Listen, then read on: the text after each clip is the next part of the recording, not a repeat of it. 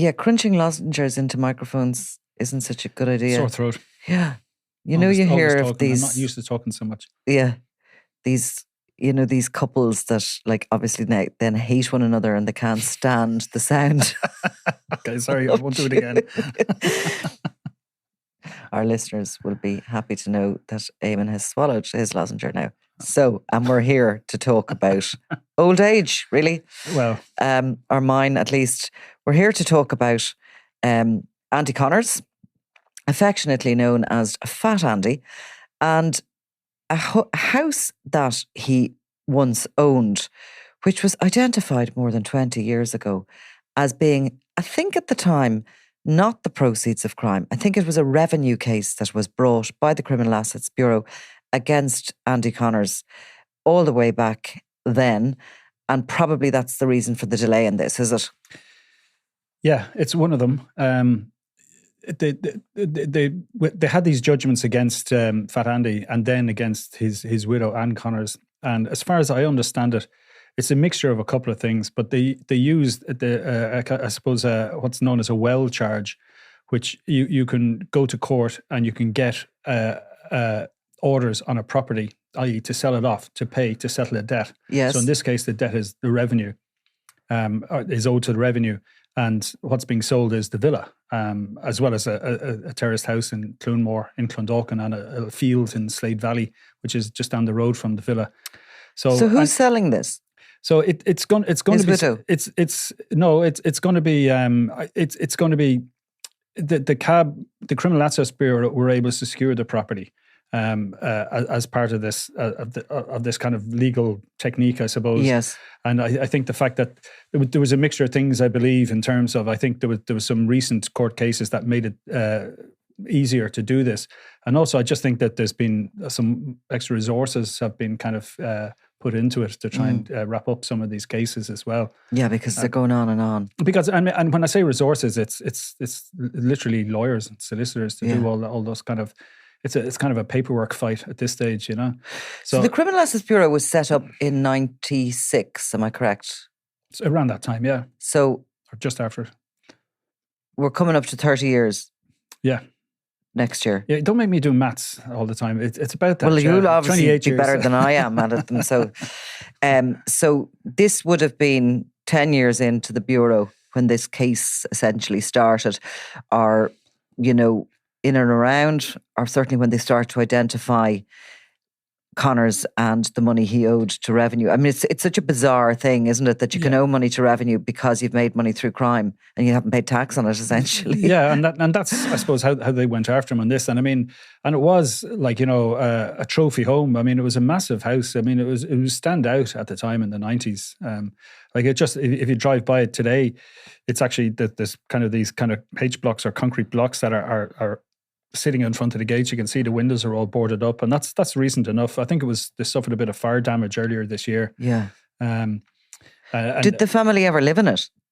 Well, that was the thing. I don't think they did. I think a lot of the time is that they actually rented out the different, the plots within the site itself, and they rented those out, and people lived in trailers in that and on that. Right. Any kind of description we heard in the past that it wasn't particularly lived in. It was literally a trophy home. And it was possibly one of these houses that would have been opened up for Christmas. Yeah, and and it was very much about kind of, it was, I suppose, the thing to do to kind of show off you've got this fabulous house. Yeah. I mean, like we know, like there's been other kind of properties connected, with the family. I mean, the ranch then is where his widow Ann Connors still lives, which is, I think, the only property that is left in terms of in her possession now. So I mean, they have essentially wrapped up whatever property that Fat Andy had from his time as the head of a major burglary gang. So this property has been locked up, and people coming out that Tala Road towards Saggart will see it on the left-hand side of the road. And I think was there a swimming pool in it? I can't remember. I vaguely remember that. It was really snazzy. It was definitely very snazzy. Yeah, and it was valued. It went onto the market at one stage. And I don't know if he was ever serious about selling it or whether it was just a matter of trying to put a value on it. But it was valued at €3 million at one stage. Now I think it's going to be a bit less than that now at this stage. It's probably a site really at this stage if that house has been vacant all those years, you know. Well, it looks in good condition, and it looked in good condition up until recently. Yeah, you know, I mean, whether or not it was lived in, it was maintained. It certainly it doesn't look overly derelict. It certainly hasn't done. But I mean, you'd have to go inside really because you don't know what way of it's. And Connors did settle some of a tax demand or a tax demand. I think the bureau came for him or possibly his widow a second time.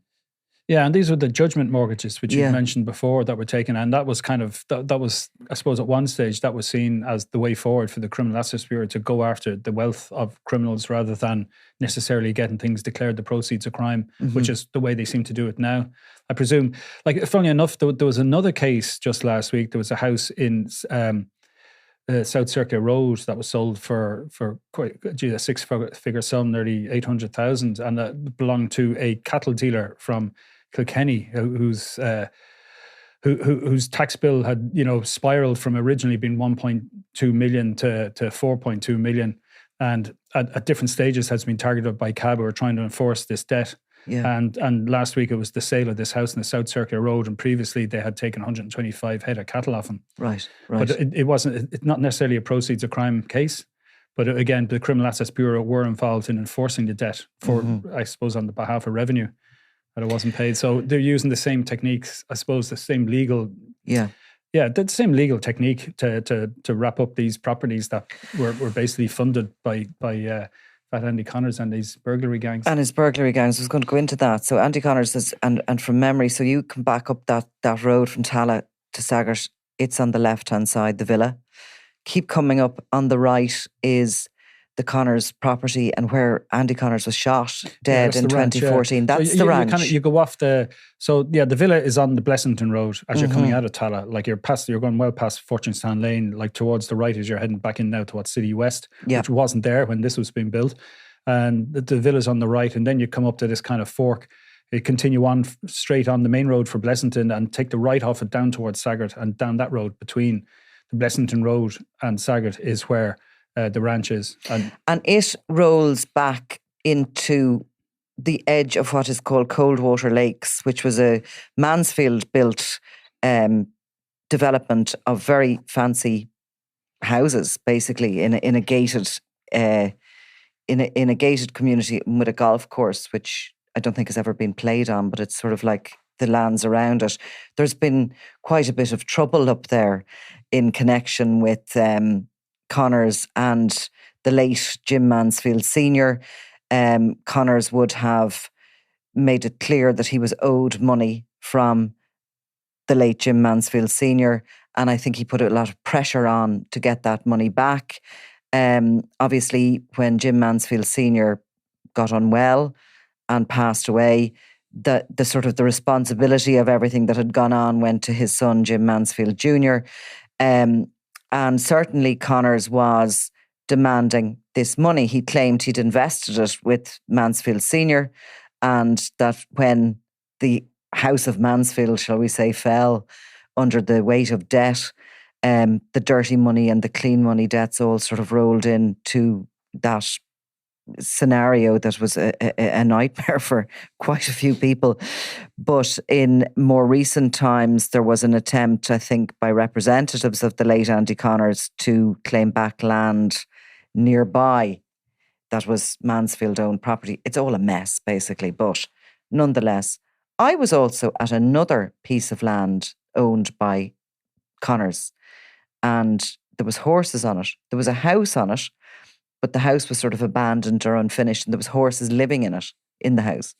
And that property was, again, in that, you know, out in the countryside there. Yeah. And they also have identified a number of sort of more normal, regular semi-D houses that Connors also owned in around Clondalkin. And so this one, Clunmore, is part of this.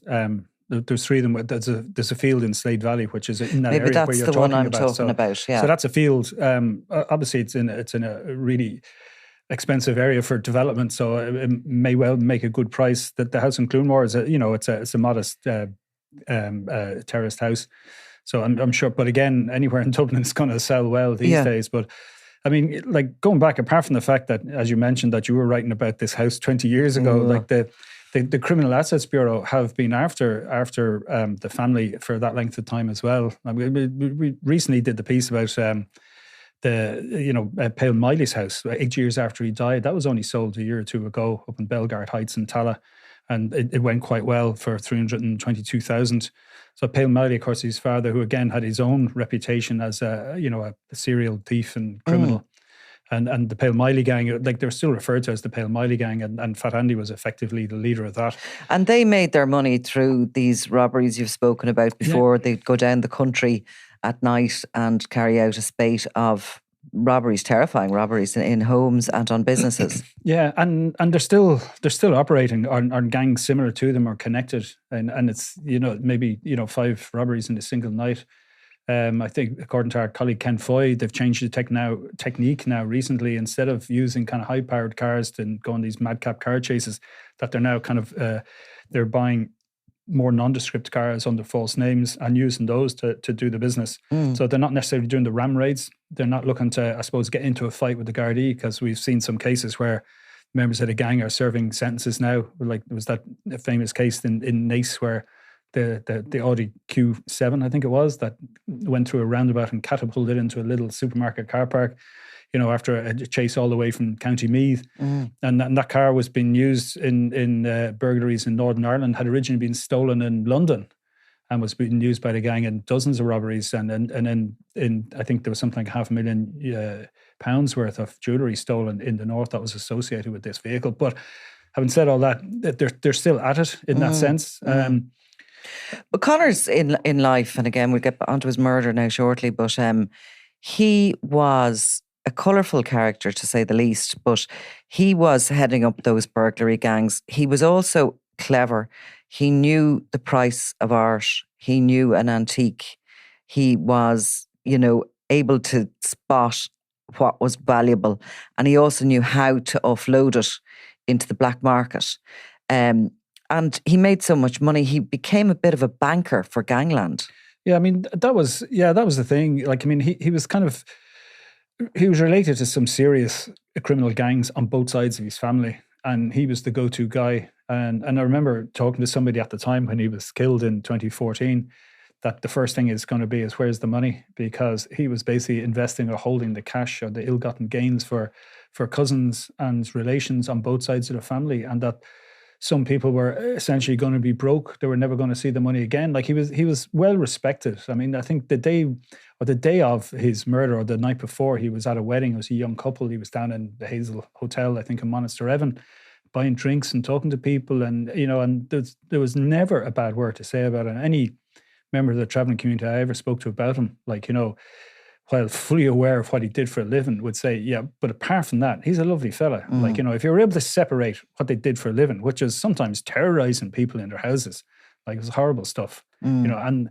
incredibly prolific gangs that, so much so that you've had Operation Fiacla and Operation Thor, and I think there's another operation, that they had all these various names. And I mean, it definitely ushered in a bit quicker the Garda Aerial unit and all that, because they had no effective way of trying to track these guys. And they put huge resources into them. And I mean, like, some of the stuff that's come up in CAB recently, you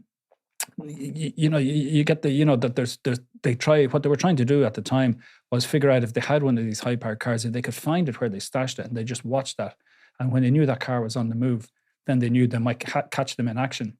So that was proven, I suppose, great fun for young armed cops to be driving around the roads at night trying to catch criminals. And at a time, I suppose, when there was that belief, and maybe through the court systems as well, that you had to catch people red-handed and catch people, the only people at one point we saw going on trial for murder were probably the gunmen, whereas now there is different charges and a more acceptance that many people can commit a murder. You don't have to pull the trigger to do so. Similar with robberies and with drug dealing and all the rest of it. Cases can now be made where people are, involved in joint enterprise, etc. Connor's spent his money, obviously, on showy family occasions. He liked to throw a party. He liked to buy these properties, which were showcasing his wealth as well. On pretty fancy vehicles. But you're suggesting that some of the money was either invested or buried? Well, when I say buried, quite possibly some Buried was in physically investments. buried, but no, but it was Yeah. buried into kind of legitimate companies or into assets, whether it's, properties abroad, whether it's in the UK or Spain or Italy or wherever, or jewelry that is sitting in a safety deposit box somewhere. Like, Yeah. we just don't know. Yeah.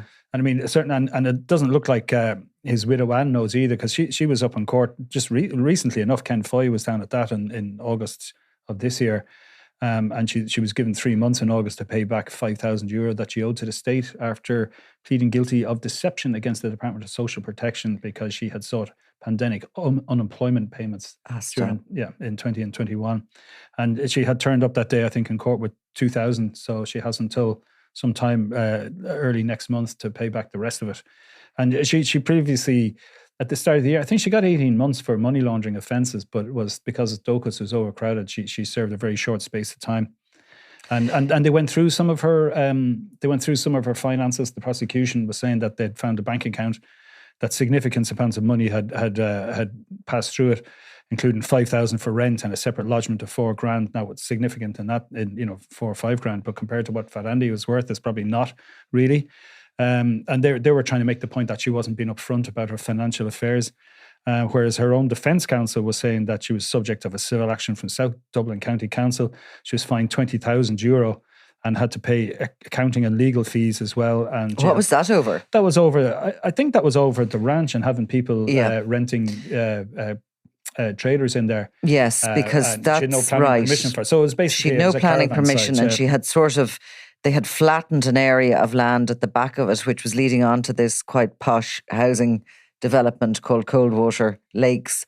And she had a load of mobile homes on it, and there was plenty of people living in it. And of course, she had no planning permission for it. So she ultimately would be fined for that. Yeah. And so last March, that case was, and she was told she'd be jailed if she didn't remove these kind of chalets and trailers that were there. Now, she was present the night that Fat Andy was murdered. Only one person has ever been questioned in relation to the murder. And it really sort of, the case has gone cold, hasn't it? Nobody seems to be shouting from his family to have it solved either. But I think that from the investigation that did occur, it was believed that Connors was basically murdered over his insistence that he was owed money from somebody else and, had gone a bit too far in his efforts to collect the money. She was there, Anne Connors, with him the night he was killed, as were a number of his children who were very small kids at the time. I think they witnessed it. Yeah, that came out in the inquest, and that's when the children, talked about her mother shouting or crying. She held him in her arms as he was, I think, already dead. He was shot 6 times. Yeah. It was pretty callous. And somebody who was quite calm. And in the house. In the house, yes. Yeah. I think he opened the door of the one of the properties there on the ranch, and a gunman basically just shot him dead 6 times, and it was absolute chaos and panic. When I say that about the family haven't, been shouting for justice, I suppose, for Fat Andy, I think it's probably in their nature not to deal with the likes of journalists or police. I mean, I certainly have approached them a number of times to ask them if they wanted to talk about or, do anything around their father, her husband's murder.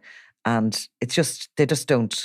Yeah, I mean, you see, with the anniversary of his death, 10 years on, I mean, there were tributes on social media, but it was very much they do their own thing about missing him and all the rest. It wasn't necessarily, I don't see any calls for justice or anything like that. Yeah. So he's shot dead in 2014, leaving Anne Connors to, raise the rest of their brood alone. And no doubt she was absolutely devastated by her husband's death. He was buried in Gorey in a cemetery that was in quite a spectacular grave. I think his tombstone has an epithet to him, big, fat, rich Andy Connors. Yeah. I was making the point. I suppose it sounds better than fat Andy, rich Andy. Yeah. Fat in a different way, I suppose. Fat with cash. Yeah. And he was buried in a pale blue coffin and supposedly wearing a Rolex on his arm.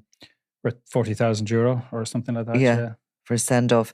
But myself and Ernie happened to be down at that graveyard when the statues of, I think it was Jesus, Mary, and Joseph, were winched across the graveyard by this pictures, crane and placed on the top of the massive marble gravestone. But onwards we go, and Nan Connors, as his widow, inherits all these properties and anything else. And as you say, she's clearly also having difficulties finding where this supposed wealth is now. Well, she still is under pressure. I mean, the money laundering charges I referred to, like, that would have stemmed from an incident back in 2020 when a female relative was stopped in a car with 30 grand. Right. So, like, I mean, the pressure is still on. I mean, like, just one of the things that she actually wrote on in a tribute to her husband on social media was that 10 years gone, things will never be the same. Things are getting worse instead of getting better. So presumably she's referring to about her own, I suppose, her own grief in that sense. But certainly in terms of the pressure that's coming on from, the likes of the Criminal Assets Bureau trying to get to claw back some of the wealth. I'm sure things are getting worse in that regard as well. Because she inherited his bill, basically, didn't she? It looks like it, doesn't it? Yeah, she's inherited like all the debts in every sense of the word. She, like, just the ones from Cab and whatever other debts that if other people are laying claim to other properties because they had given them money, and if they can prove it or not, and how you do that, it's. I mean, and what can you say about Anne Connors as regards her own criminal background? She was caught at one point, was she not, with a screwdriver in a car? And there has been, and she's been, I suppose, collated by the Gardaí and on different occasions with people who have been involved in burglaries on a regular basis. I mean, that's all in various different affidavits that were used in cab cases as well. I mean, like, she has a conviction for money laundering. Like, she's conviction for deception from the Department of Social Protection as well. So I mean, she's been in and out of court herself quite a bit. Has her own civil issues going on as well, of course, with South Dublin County Council. So what happens next? Is this house are we going to see a for sale sign outside it or what? Yeah, we're going to see a for sale sign. I presume it'll go up for auction and it'll be sold off. Have you any interest? Me, no. It's not be too much work. I would love to have a look inside it though when it does come to that, because I do. Well, maybe the myth and legend, but definitely there was talk of a swimming pool. Is it possible there's a swimming pool in a house that size? It could well be. Why not? And a ballroom or something, and various knees up that were held in the house. So we will get a look behind the whole door when that goes for sale. We'll ask nicely. Would you hazard a guess at who might be interested in buying it, or what sort of price it would be? I think some of these kind of properties that come up with the Criminal Assets Bureau, you'll find that as companies and developers sometimes buy them, because I think a lot of people might be thinking, I don't want to necessarily go into a place that's associated with criminality in case some members of a gang or of a family might feel aggrieved that someone's moved in. But when you have I suppose a more faceless business come in and do it. I mean, even where it is, it's a valuable site. Whatever about the house itself. Yeah, like, it's in a prime location. Right, and so it's coming up to. This is the 10th year anniversary of his murder. Then no, the 10th was last year. So we've gone past 11th. The 11th year. So it's 11 years since he was murdered in August 2014. And one of those murders that just doesn't seem to be actively investigated.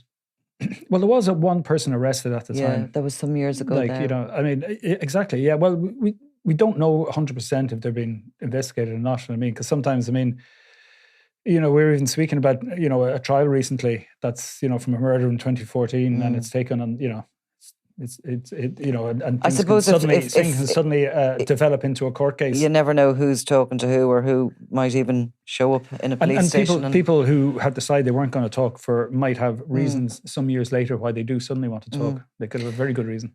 Well, it's a fascinating story. It brings me back down memory lane, because I do remember writing that the first time that this house was belonging to Andy Connors and they had discovered all these other properties. So, yeah, the wheels of justice move pretty slow. They grind along, but they seem to hopefully get there. I mean, they are getting there in this case. I mean, he didn't see it in his lifetime. Yeah. But his life was cut short.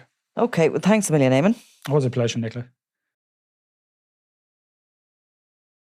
I'm Nicola Tallant, and you're watching Crime World, a podcast about criminals, drugs and the underworld in Ireland and across the globe.